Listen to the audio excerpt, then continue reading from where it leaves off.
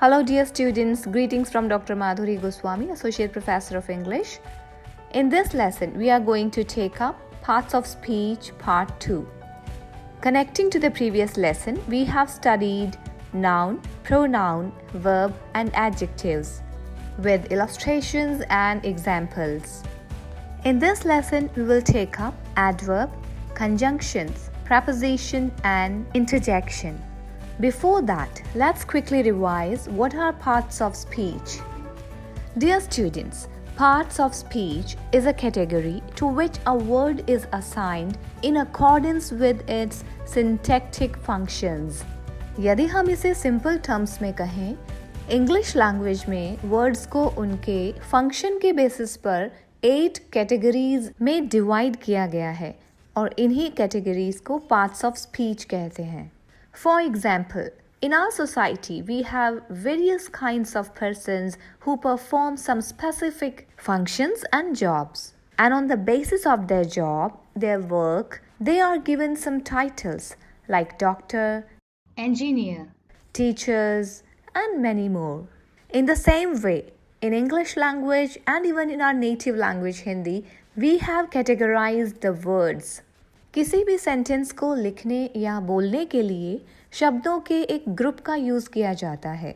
वाक्य में प्रयुक्त होने वाले इन्हीं शब्दों को कोई ना कोई नाम ज़रूर दिया जाता है और वही नाम एक कैटेगरी होता है और उसे ही हम पार्ट्स ऑफ स्पीच कहते हैं. As we have already discussed in the previous lesson, they are 8 in number. 4 of them, noun, pronoun, verb and adjective, we have already studied in the previous lesson. Now let's know in detail rest of the 4 parts of speech: adverb, preposition, conjunction and interjection.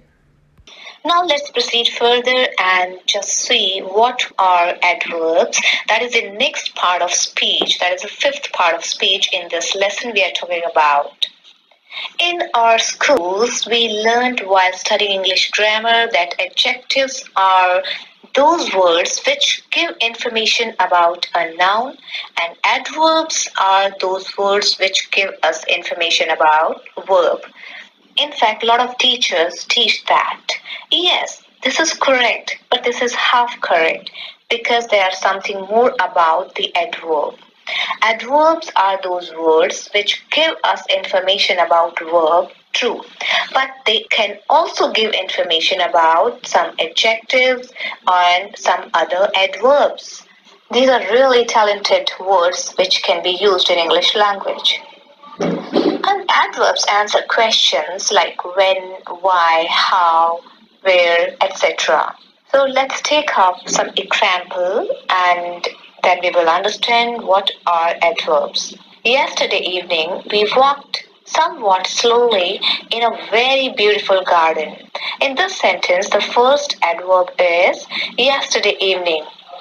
That is defining or that is giving us information about walked. That is a verb. Another adverb in this sentence is slowly. How did we walk? We walked slowly. So yesterday evening and slowly, these words tell us about walked, and that is a verb. So these words are adverbs. The slowly word, it tells us how the action happened. So this tells us the manner, how. Now just pay the attention towards the word somewhat. I'm repeating the sentence. Yesterday evening, we walked somewhat slowly in a very beautiful garden. So this word somewhat, it gives us information about slowly. So this is an adverb which gives us information about another adverb. So somewhat is an adverb which gives us information about another adverb, that is slowly.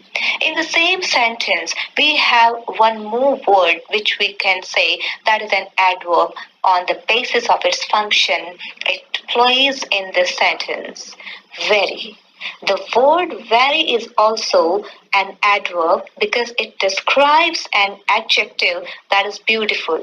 Garden is a noun here. The word garden is a noun and beautiful word is an adjective describing this noun, and very Very word is an adverb which describes another adjective that is beautiful in this sentence. So I'm repeating the sentence. Yesterday evening, we walked somewhat slowly in a very beautiful garden. So now I think you must have understood all the things which an adverb can do. The next part of speech is preposition, about which we are going to talk. Prepositions are words like in, on, by, from, before, after, and with. Let me just define prepositions. Prepositions are the words which show relationships in time, place, and position. Let's take up an example. I'll see you at the office on Monday. Can you identify prepositions in this sentence? Yes, there are two prepositions in this sentence. The first preposition is at. It shows us the place, at the office. And the second preposition is on, which shows us the time. When? On Monday. So that's what prepositions do. They help us to show the relationship in time, place, and position.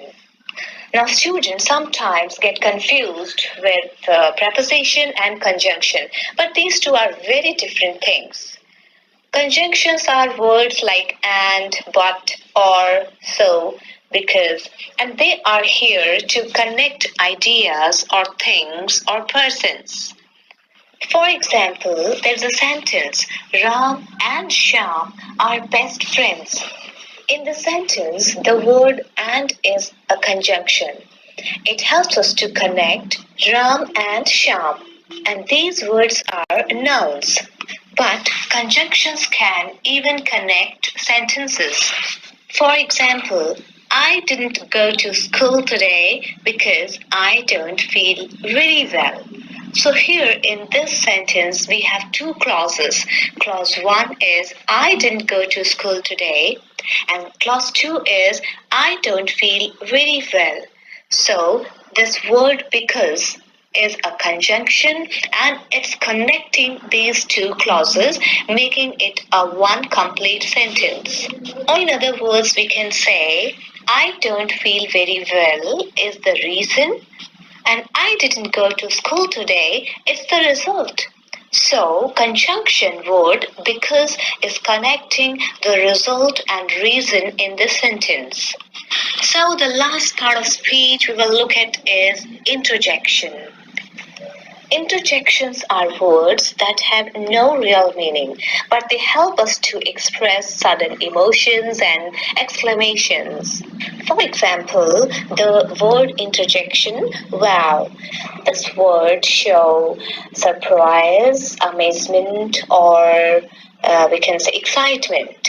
So there are some kinds of expressions which are expressed only through interjection words like that it expresses the frustration and anger, and apart from these there are several other interjection words also like hurrah, we won the match, so it expresses the happiness. Ouch, it expresses the pain. Oops, I missed it. It expresses the regret, the feeling of regret. In the same way, we have some other interjection words like hey, hi. These are interjection words which are used when we meet someone or to draw the attention of a person. Hey, I'm here. Hey, my all dear students, did you enjoy listening this lesson about parts of speech? Could you understand it clearly? Now, in the end of the lesson, let's quickly recap all the parts of speech. We started with the verb. Verb is a word that shows us some action or state. The second part of speech is noun. It is the name of a person, place, animal, thing, feeling, or idea. The third part of speech is pronoun, and it replaces a noun. The fourth part of speech is an adjective. It gives us information about a noun or a pronoun. The fifth part of speech is adverb. Adverb gives us information about a verb, or an adjective or another adverb. The sixth part of speech is preposition, which helps us to show the relationships in time, place, and position. The seventh part of speech is conjunction, and it is used to connect ideas which might be nouns, pronoun, and sentences. The eighth part of speech, and that is the last one, is interjection. Interjections are words that have no real meaning, but they help us to express sudden emotions and exclamations. So these are 8 parts of speech which we have studied in this lesson.